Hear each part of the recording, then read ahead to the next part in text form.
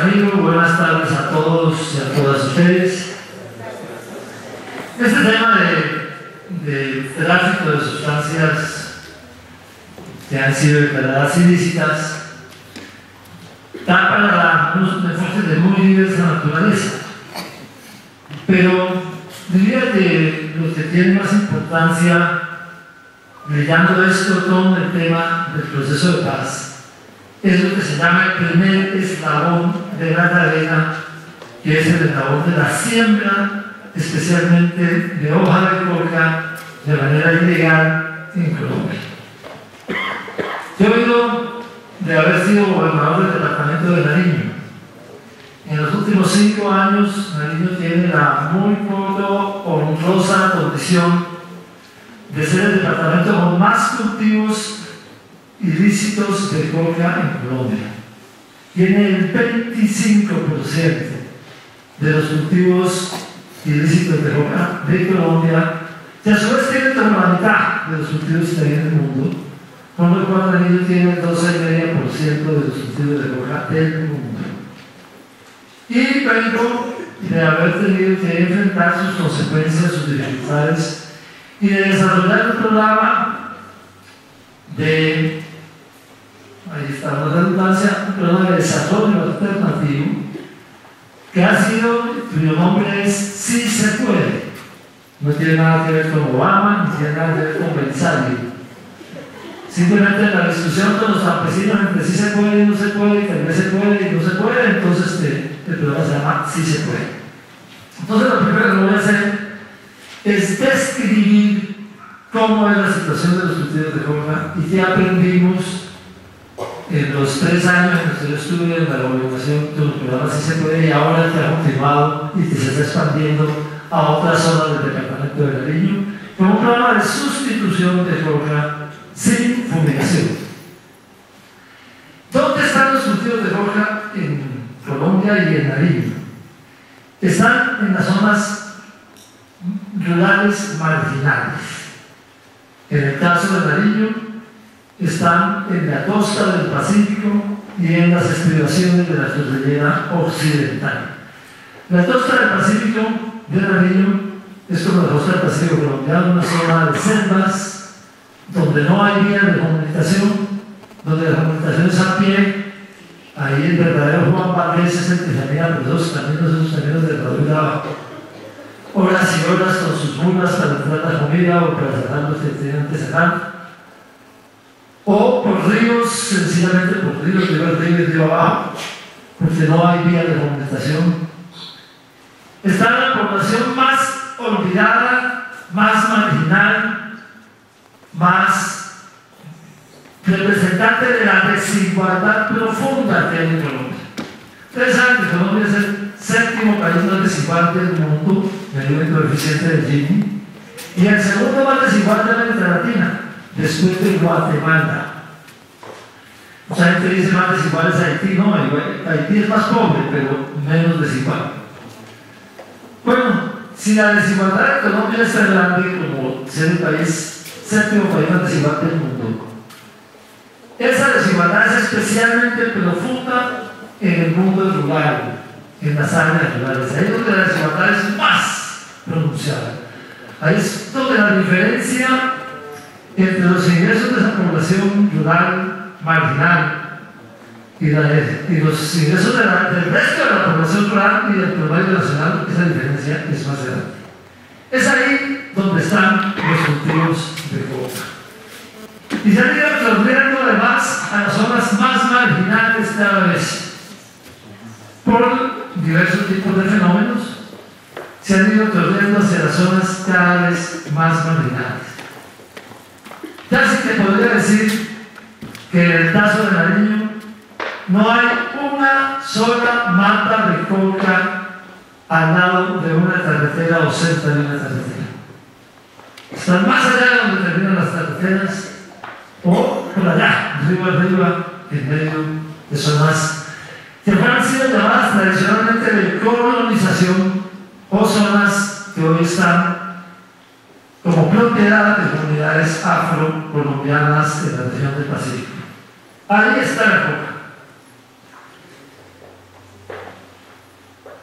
Nosotros, en el análisis del problema, cuando estábamos en el diseño del programa de desarrollo rural, hicimos un cálculo de cuánto les representaba de ingresos una hectárea de coca a una familia campesina, netos.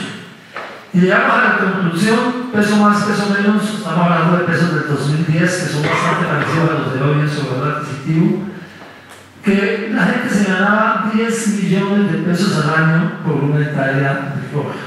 Pero no tenía una hectárea. El tamaño promedio en Nariño es un poco menos de una hectárea, tal vez 0.7 hectáreas por familia. O sea, que se estaba ganando 7 millones de pesos al año. ¿Qué no es plata? Eso no es lo que duras penas del salario mínimo para una familia. A duras penas el salario mínimo para una familia promedio. Encontramos además que, haciéndolo bien, otros cultivos podrían competir peso a peso con la coca. Haciéndolo bien. Que podríamos conseguir ingresos por lo menos similares, estoy hablando del 2010 cuando teníamos precios de café mejores, con cultivos de café bien hechos. Obviamente en las zonas un poco más altas de la cordillera. Y un cultivo de cacao también en los precios del 2010 producía entre el 70% y el 80% de los ingresos que producía la coca por hectárea. Para hablar del café y cacao, que eran tal vez los dos cultivos, digamos, más competitivos y más adaptados a la región donde estábamos trabajando. Entonces, el primer mito, y es que la coca tiene unos ingresos que son insuperables, no es cierto. Lo que pasa es que yo he dicho, la condición para un cultivo de cacao o de café es que esté bien hecho. Y ya lo primero que se necesita para estar bien hecho: tener tecnología adecuada, tener crédito adecuado, tener vías de comunicación para procesar el cultivo, tener en todo caso un paquete de desarrollo rural, un paquete tecnológico, un paquete de crédito, un paquete de infraestructura, del cual carecen esas zonas campesinas.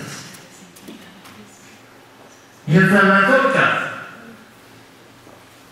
la procesan primero en un chorro, como se dice popularmente, y sacan pasta a base de cocaína. Y de ahí la venden y la procesan en un cristalizadero, que es donde sacan el clorhidrato de cocaína.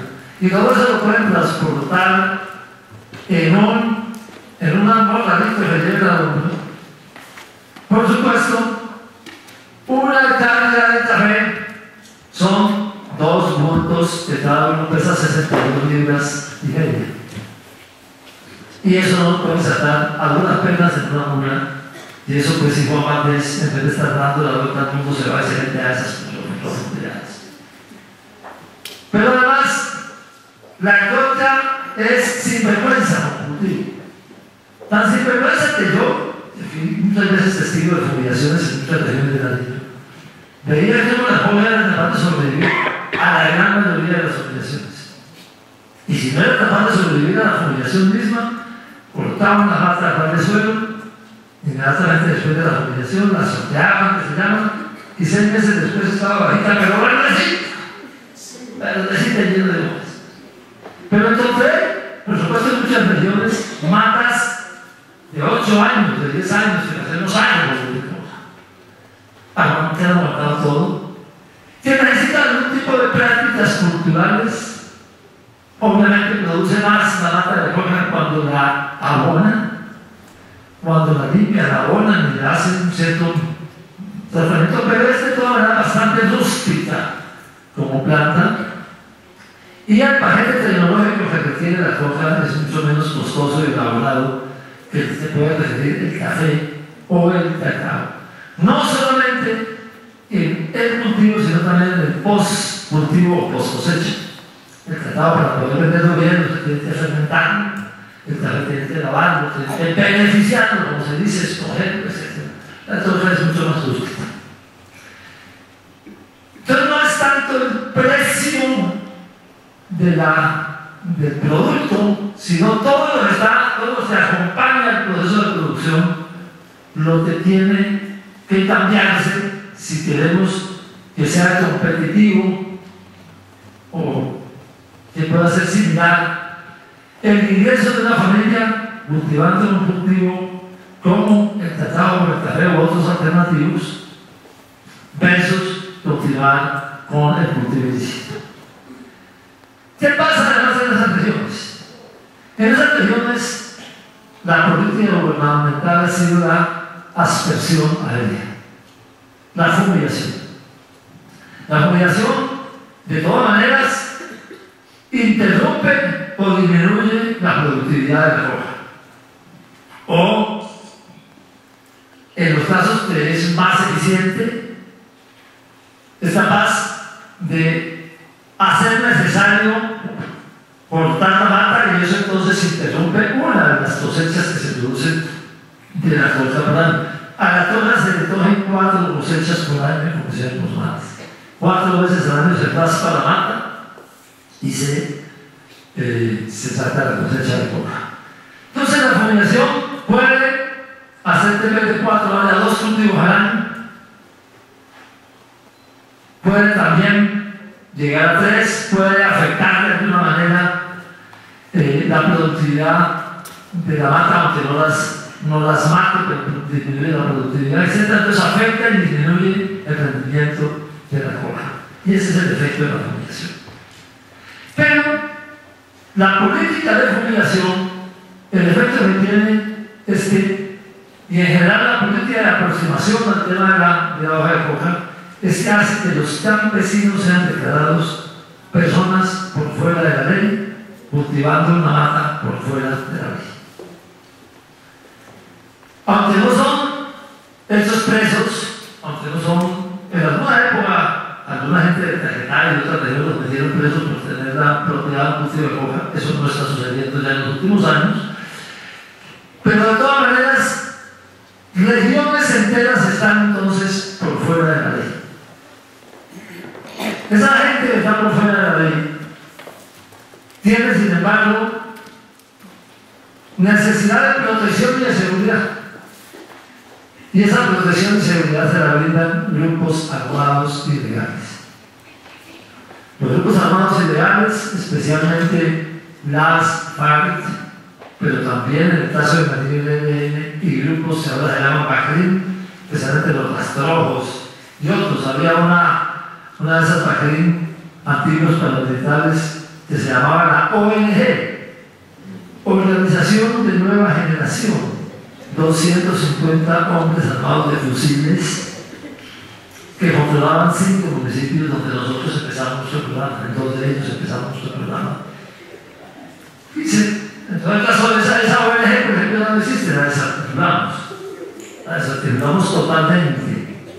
Pero ahora eso simplemente lo menciono para decir que ahí pasó, pero hay una vieja canción romántica, ¿no? Alguien le estaba pidiendo que acabara a la mujer, y entonces la mujer le respondió: otro ocupa tu lugar. La verdad es que, sí señor, desactivamos la ONG, quedó un espacio vacío. Por primera vez la gente se podía chumar de noche tranquila. Chumar es tomarse sus aguardientes de niños, que era lo que me pagaban el salario a mí, entonces obviamente era lo que la gente tomaba, el aguardiente de niño. Y a los 6 meses estaban en esa zona, después de un muy poco tiempo de libertad, porque se produce la presencia de los grupos armados, es una restricción muy fuerte de la libertad de la gente. Una vez se desactivó este grupo y desapareció, aparecieron las FARC y aparecieron los rastrojos que ocuparon el espacio. Eso es muy importante para hablar de posconflicto, que diremos unas palabras más adelante. La gente, además de la posibilidad de tener un ingreso, digamos, decente, que tiene 2 dificultades que ahora voy a mencionar, además valora mucho el quitarse de encima la presencia de los grupos ilegales. Porque si bien nos apoyan, porque el grupo ilegal regula el negocio, no deja que tumben al campesino, establece el precio de sustentación de la venta de hoja, da autorización a algunos para entrar y a otros no. Es la seguridad de la región, es el estado ilegal en una zona donde la población está considerada por el estado formal del gobierno como ilegal. Ejerce funciones de justicia, dirige los pleitos, etc. Pese a que está cumpliendo esa función, de todas maneras, dado el conflicto que estamos viviendo, no deja de restringir severamente la libertad de la gente, sobre todo en las regiones más lejanas. Hay que pedirle permiso al comandante guerrillero para poder salir, y hay que decir a qué va, dónde va, con quién va a estar, qué va a hacer y qué no va a hacer. Hay toques de queda en muchas zonas, a ciertas horas, no se puede andar de noche. Hay una serie de restricciones a las libertades. Y en el caso de los grupos de los Rajim, que son mucho menos estructurados como organización, son más mafiosos simplemente, hay abusos graves. Es decir, nosotros tuvimos casos de personas que por problemas de dificultades o de discusiones de los Rajim terminaban siendo matados a machetazos y tirados por pedazos a los ríos, delante de toda la población para escarmentarlos. Entonces hay una serie de condiciones que mucha gente dice, hombre, si podemos tener un ingreso decente así no sea exactamente igual al de la compra, y podemos vivir más libres y sin los riesgos de todas las soluciones que vivimos, preferimos la opción de cultivos distintos a la compra. Así que diría que es posible pensar que hay una probabilidad razonable de poder sustituir muchos de estos cultivos si se diseña un paquete sólido de desarrollo rural, de infraestructura, de inversión, de acceso al mercado, de acceso al crédito en esas zonas campesinas. Claro, me van a decir, claro, pero entonces salen de un lado y se van para otro. El efecto globo. Sí, digamos que teóricamente sí. Sin embargo, simplemente a los defensores a la ultranza del efecto globo, yo les quiero preguntar, ¿por qué en los últimos 40 años la soja no se ha movido de 3 países? Bolivia, Perú y Colombia. ¿Por qué no toca en el Ecuador? Pues el Ecuador es distintísimo de Colombia. Está en la frontera. En la zona norte de Surcumbíos en el Ecuador o de Esmeraldas en el Ecuador, la población casi toda son colombianos que se pasaron al otro lado a hacer fincas. Son tan colombianos como de este lado. Al otro lado no hay coca y aquí sí. ¿Por qué? ¿Por qué no hay coca en Brasil? La misma selva amazónica. ¿Por qué no hay coca en Venezuela? Allí en la zona de Tatatún, por el otro lado de la frontera, no hay coca. Simplemente yo no voy a responder eso, si quieren lo hacemos en un diálogo posterior, pero no es tan, digamos, inexorable que la coca se mueve donde sea. Sí, es que en el siglo XX se demostró que ganó el mercado. La discusión entre planación y mercado ganó el mercado. Y si hay demanda, hay oferta. Bueno, sí. Pero digamos que hay asuntos que se pueden discutir, que se pueden. O sea, no es de pronto nosotros levantamos la mano y decimos, todo se puede. No, como dice nuestro programa de Berlín, sí se puede. Sí se puede si se hacen las cosas bien. Esto requiere, por supuesto, una prioridad que no ha tenido el mundo rural, no nunca. En Colombia el mundo rural no ha sido prioridad. Lo fue durante el gobierno de López Comadrejo, en que se intentó la reforma agraria. Lo fue después durante el gobierno de Carrojera, donde se intentó la reforma agraria. Pero ese mundo rural, aislado, marginado de las zonas que están más allá de la frontera agrícola del país, de los colonos, nunca ha sido prioritario. Intenté yo como gobernador que para hacer carreteras pero no mejorar las existentes, que ya son bastante malas, hay que mejorarlas, sino vías nuevas. Pudiéramos conseguir dinero durante el gobierno del doctor Álvaro Uribe Vélez, que entre otras cosas, fíjese usted, estaba con la jubilación, que estaba con la jubilación como política. En su momento yo le dije, yo no creo en eso, cuando me posesioné como gobernador. Vamos a hacer una cosa distinta. Me dijo, bueno, vamos a hacer un acuerdo. Escoja un área y demuestre que se puede hacer otra cosa. Y ahí salió el programa Si se puede, en 2,5 municipios de los 64, por este caso de los 22 que tienen coca en la línea. Sin fumigación. Y efectivamente cumplió. Pero le dije, bueno, plata para vías. Ni un peso. Llegó Santos, yo dije, bueno, este sí debe entender más, porque como usted viene de ser ministro de Defensa. Y los que entienden más que se necesitan las vías aún, igual que los campesinos o más, son militares. Pues si no, además un momento por allá, esas son los que deben intentar a controlar a las FARC o a la guerrilla. Los más hinchas de las vías rurales que son los militares. Los militares que están en el orden público. Yo dije, este fue ministro de Defensa, este sí debe entender esto por la vaina. Entonces, presidente Santos, yo todavía era gobernador, estaba empezando Santos.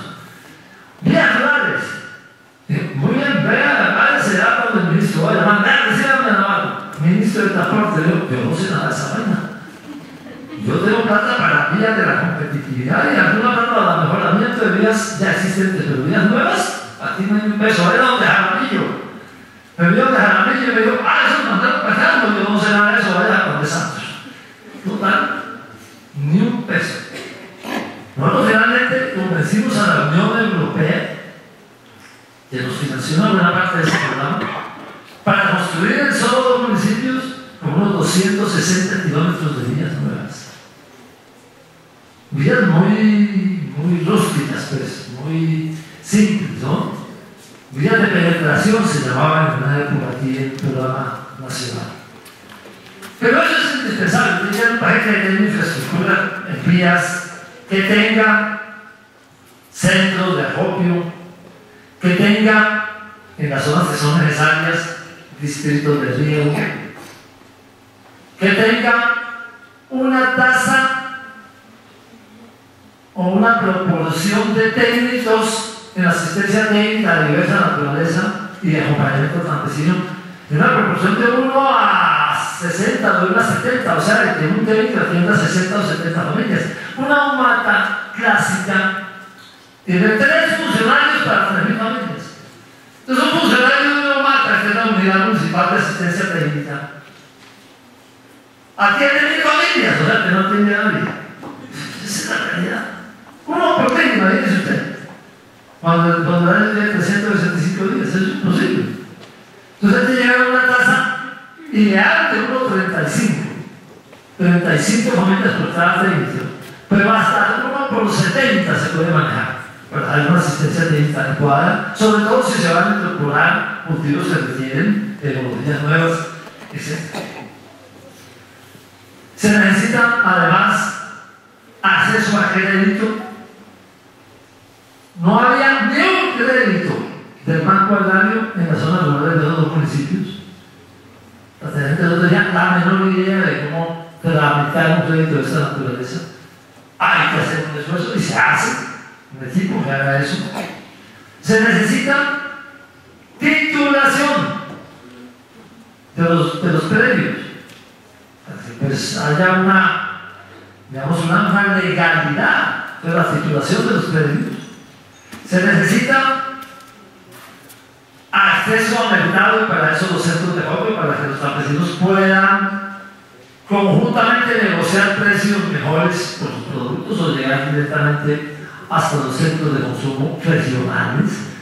Nadie se propone pues esas locuras que hicieron en el Putumayo de que producir palmito de exportación cuando no eran capaces de vender, permitir ayuda en Puerto Asís, eso es una locura. Eso hay que empezar por la cabecera municipal y después irse a la ciudad más cercana, a la ciudad de Pasto, y si usted ya es muy optimista en el caso de la línea, llega hasta la ciudad de Cali, punto. Pero ya ponerse a exportar, imagínense usted, eso es un programa de locos. O sea, no de escritorio, yo no sé, pero un escritorio que hace unas cuentas, y eso así no revolución del mundo. Pues organizar a la gente para que pueda comercializar mejor. Entonces son patentes obvios, pero además tienen que mejorar la calidad de la educación, tienen que mejorar la calidad de los servicios de salud, tienen que meterse en programas de nutrición de los hijos de los campesinos, tienen que ganarse la confianza de la gente. Y por supuesto, y aún en condiciones de post-conflicto, tiene que haber una presencia de fuerza pública vinculada a la población en esas regiones para evitar que otro ocupe su lugar. Porque si no, pues obviamente en una situación de post-conflicto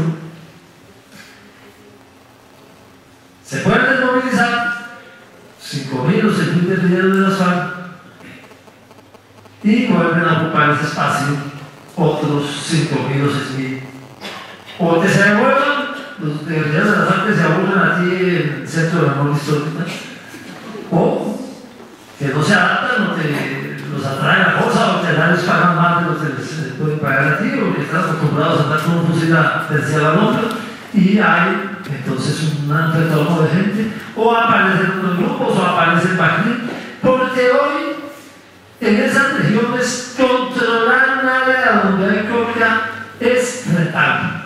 Es rentable, eso va a ir. Le cobran a cada chongo. Fíjense, no le cobran al campesino, al chongo. El chongo es el que produce pasta base, ese paga. Tanto por una tarifa. Le cobran al cristalizadero. Le cobran al que entra los insumos, paga. Y le cobran al que está usando las rutas para mover las cojas y buenas paga. Y todo eso es rentable. Pero además, y pasa todo el tiempo, si eso no es suficiente, además extorsión. Extorsión. Cuando yo llegué a la gobernación, había un peaje permanente en una carretera, pero era ese municipio, eso es permanente, 24 horas de un peaje, yo decía a la policía, pero hermano, yo la baña. Eso y cuenta, ¿cuánto punto van en el cañón sobre tanto? Extorsión. Bueno, pero es rentable, entonces da dinero. Se puede vivir de eso, teniendo un grupo armado de fusil que está para controlar un territorio de frontera. Entonces, obviamente, mientras se produce toda la transición entre el cultivo ilegal y el programa de desarrollo, van a intentar recuperar ese espacio con grupos armados. Y hay entonces también que tener un esquema de fuerza pública que en la transición sea capaz de mantener también la presencia de fuerza pública. En eso, mi opinión, y me han dado todo el pueblo del mundo, por decirlo, es que deben ser grupos organizados por el Estado, dirigidos por el Estado, pero de cual formen parte también desmovilizados de las FARC. Los desmovilizados de las FARC conocen las trochas, conocen la región y tienen relaciones con la población. Entonces, no es que las FARC necesiten eso para sus desmovilizados, sino que el Estado puede hacer buen uso de eso, de esas personas, o parte de esas personas, reentrenándolas, incorporándose en una estructura de fuerza pública, etc. Entonces, que es lo más transformado. Claro, entonces vamos a esto con los militares que dicen muertos. Aquí no aceptamos partidos de ninguna manera. No va nada. La policía dice, pues, quién sabe, pero como que no.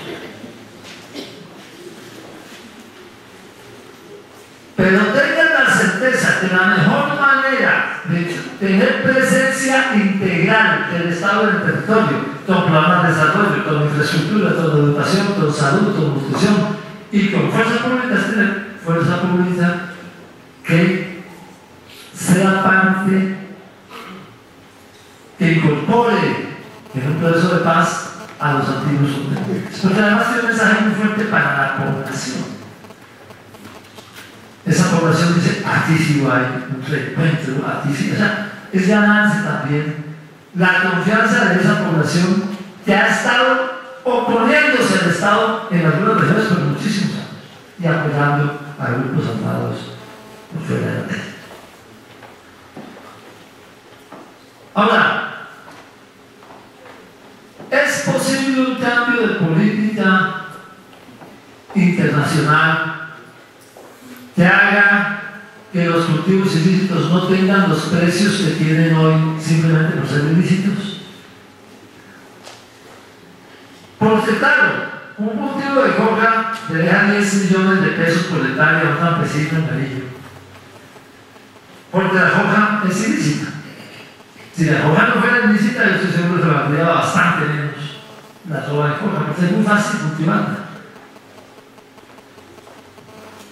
¿Es posible entonces que haya un cambio en la política internacional de manejo del tema de los llamados hoy cultivos ilícitos?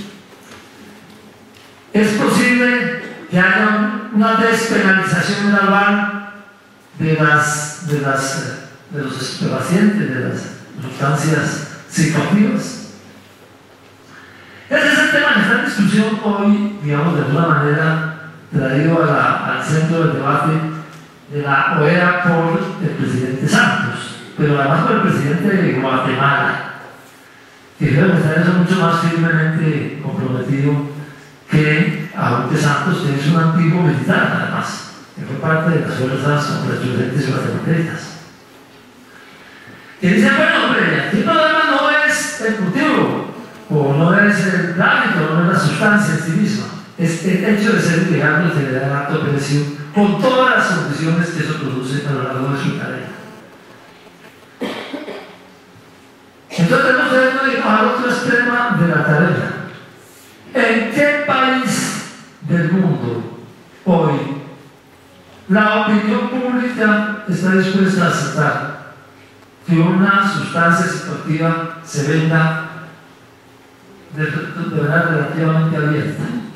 Hasta ahora, en América, solamente el estado de Washington y el estado de Colorado, mediante referendos o plebiscitos, declararon que la marihuana es una sustancia que es legal para uso, no solamente médico, como hasta ahora lo tienen en muchos estados, sino también recreativo. O sea, vamos a tomar un poco de whisky, o sea, una tonalita de nada. Son los dos únicos sitios. En Uruguay, el presidente Mujica dijo: vamos a despenalizar la marihuana. No a legalizar, no es que se haga vender en las farmacias como se vende, pues, como se vende chicle, sino despenalizarla, regularla, controlarla, etc. Y hasta ahora, pese a que tiene la mayoría del Congreso, no ha dado el paso, porque la opinión pública uruguaya está en contra. El padre de familia dice: bueno, yo, eso es muy liberal, mis hijos están grandes, pero nosotros sí, pero no tengo hijos adolescentes. Ay, ese muchacho de mi lado, bueno, igual. ¿Qué sabe? Y además, como la marihuana es la puerta de entrada para drogas más fuertes, pues menos. Bueno, esa es una situación que hay que empezar desde allá para poder devolverse. La opinión pública, los ciudadanos de cada región y de cada país. En Estados Unidos y en Canadá, los índices de consumo de todas estas sustancias son 10 veces mayores de casi cualquier país de América Latina. Se hicieron unas mediciones comparando Perú con Canadá, por ejemplo, y la prevalencia de uso de marihuana o de cocaína o de metanfetaminas y todas las drogas químicas o drogas de diseño que se llaman también. En Canadá es de 10 a 20 veces más la prevalencia de uso que en Perú. En Estados Unidos yo creo que poco a poco y a lo largo de muchos años los padres de familia han ido, digamos, resignándose el hecho de que sus hijos fuman marihuana. En los high school americanos, en las escuelas secundarias americanas, eso es bastante generalizado el porno. Más que fitness, mucho más. Y entonces han llegado a la reflexión de que si eso es ilegal, sus hijos se meten en problemas jurídicos. La policía los puede arrestar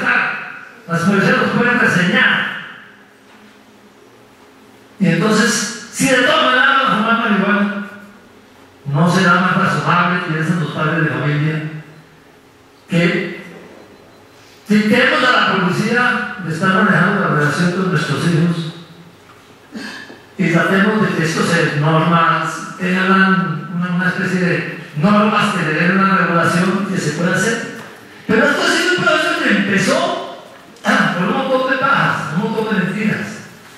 Primero, y todavía está en muchos estados de los Estados Unidos, se empezó porque la marihuana podía usarse como una especie de medicamento.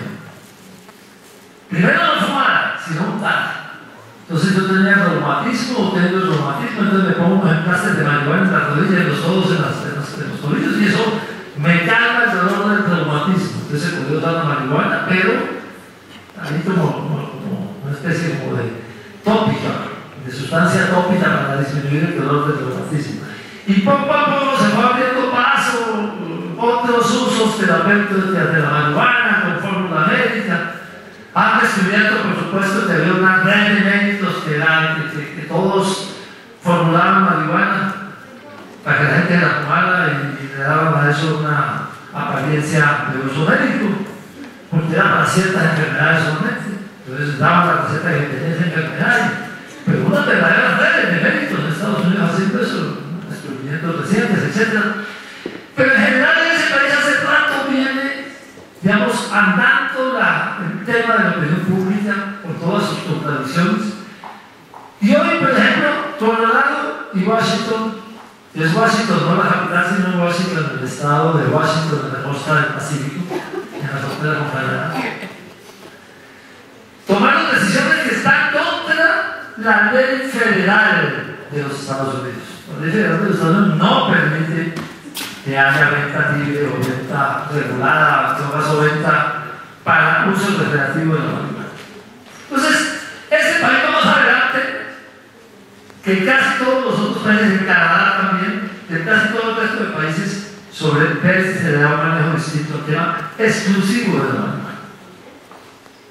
Hay una Comisión Internacional de manejo del tema de drogas, de sustancias psicoactivas, de la cual forman parte los expresidentes Gaviria, Cedillo y el expresidente del Brasil, ¿cómo se llama?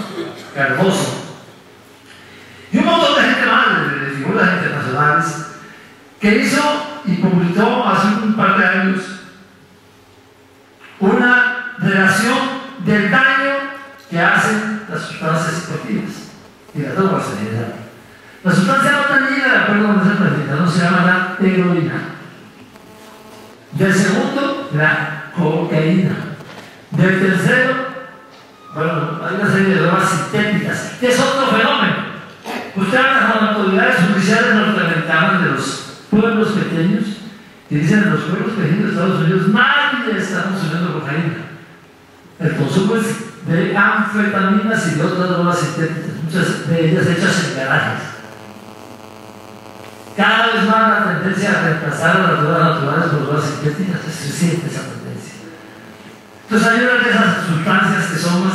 Luego viene el alcohol, pero antes del alcohol el tabaco, que es más daño, y luego el alcohol, y luego la marihuana por debajo del alcohol del tabaco.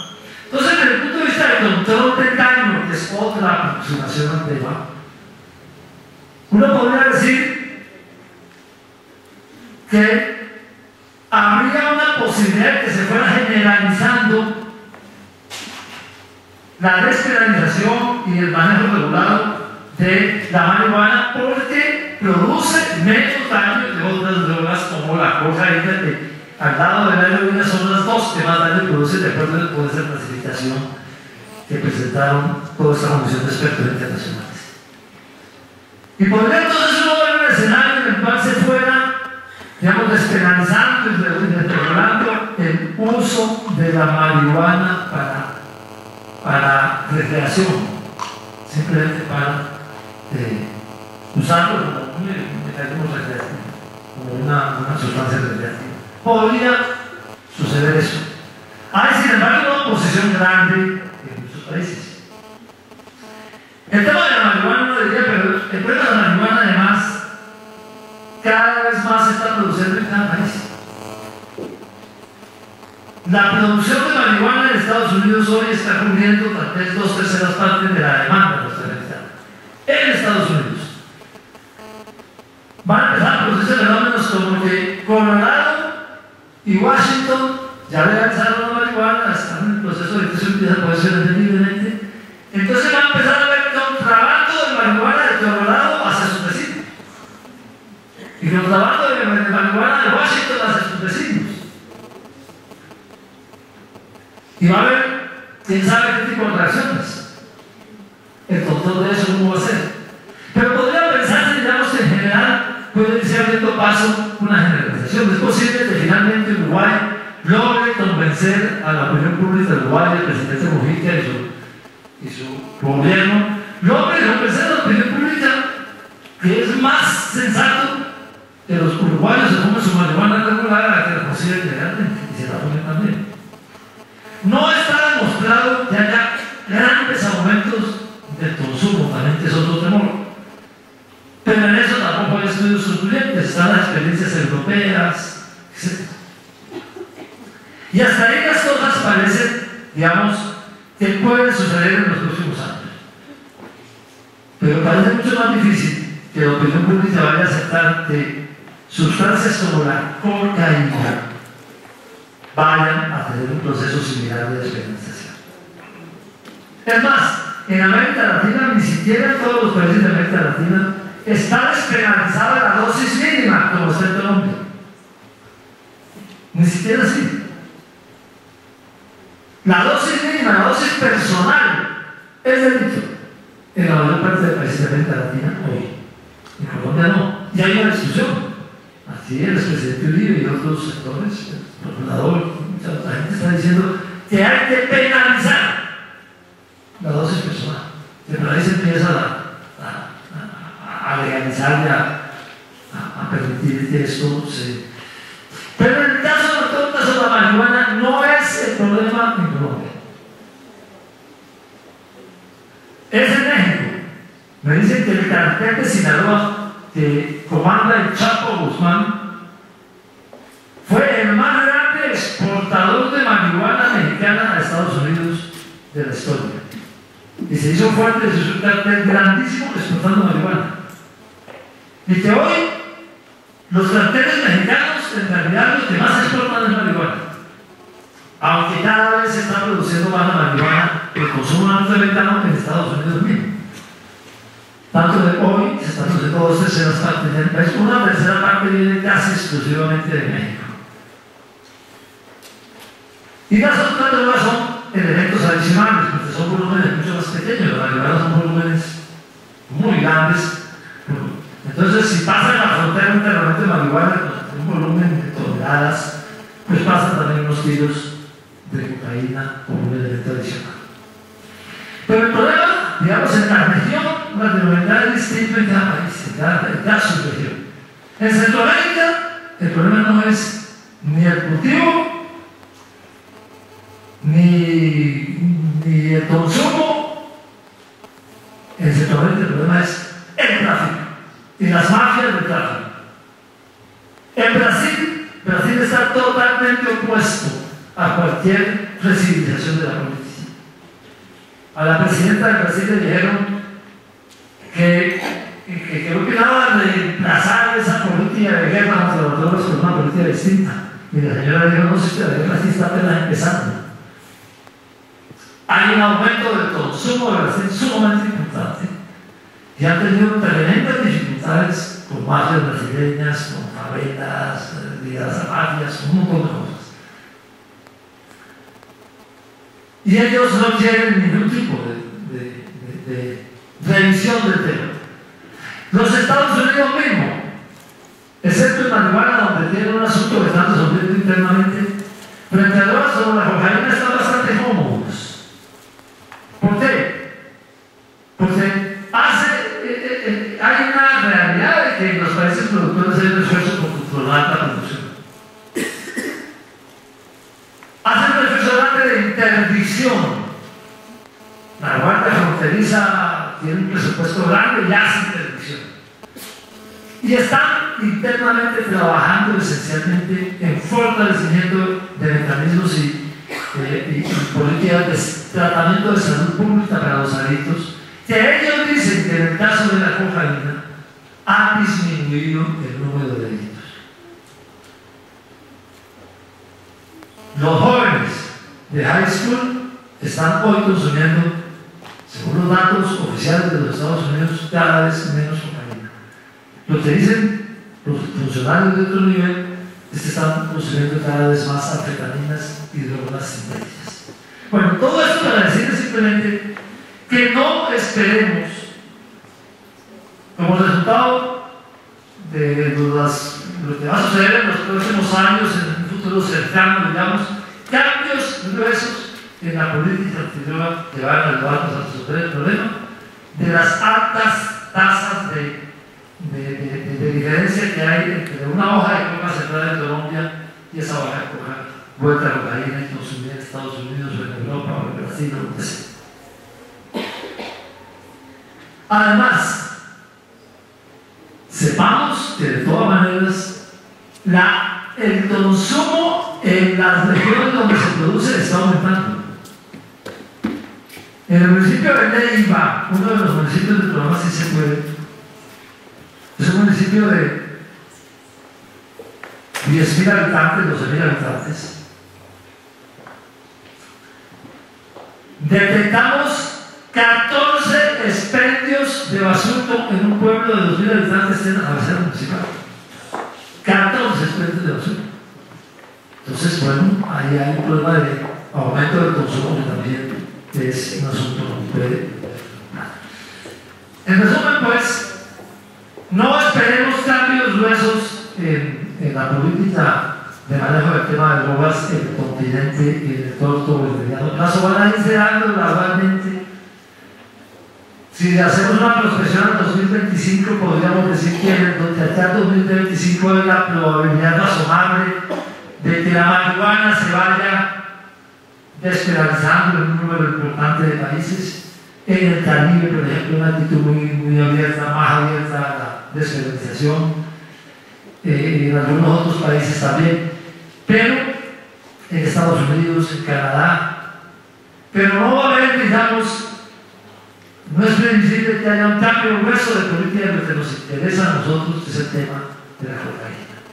Por eso, lo que se vaya a negociar en ese tema, en la mesa de negociación, tiene mucho más que ver con una idea fundamental de desarrollo rural integral que con una idea de manejo de la política de esta naturaleza. Las FARC, en la negociación de Tijuana en 1999-2000, propuso que las FARC y el Estado se encargaran de buscar desarrollo alternativo en los áreas donde hay coca y que eso podría ser un esfuerzo conjunto entre las FARC y el Estado colombiano. Yo sí creo que de todas maneras, si de aquí sale no solamente una decisión sobre una zona de reserva campesina que va a tener unas prioridades de inversión pública, sino también una política de posconflicto bien diseñada para que en las áreas de donde se retiren las fuerzas guerrilleras, casi en todas las cuales hay coca. Pues es que la coca, como les digo, sirve de base social, no solamente de financiación de la guerrilla, sino también de base social, porque hace que mucha gente los considere digamos, necesarios para regular la seguridad y la justicia y el negocio en sus áreas. Si es acompañado de un proceso coherente y completo de desarrollo rural, de presencia integral del Estado en el territorio, podríamos pensar que se puede disminuir de manera importante los cultivos de coca en Colombia, que se puede disminuir la desigualdad rural en este país, que se puede incorporar a las regiones enteras a una economía de mercado distinto de la coca, pero que requiere una planeación que nosotros no estamos viendo en el gobierno colombiano. Creemos que están dedicando mucho tiempo pues, a los temas de la mesa, pero muy poco conocido, por lo menos, a los temas de post-conflicto. Y si no estamos listos para el post-conflicto, antes de que llegue la hora del post-conflicto, nos devolvemos. Y ese tema de de la presencia integral del Estado en el territorio es un tema grueso, que en el postconflicto tiene una mezcla de desarrollo rural, de justicia, digamos, de justicia histórica, económica, con la desigualdad, pero también de transformación de zonas productoras de cultivos ilícitas en zonas productoras de bienes lícitos. Muchas gracias.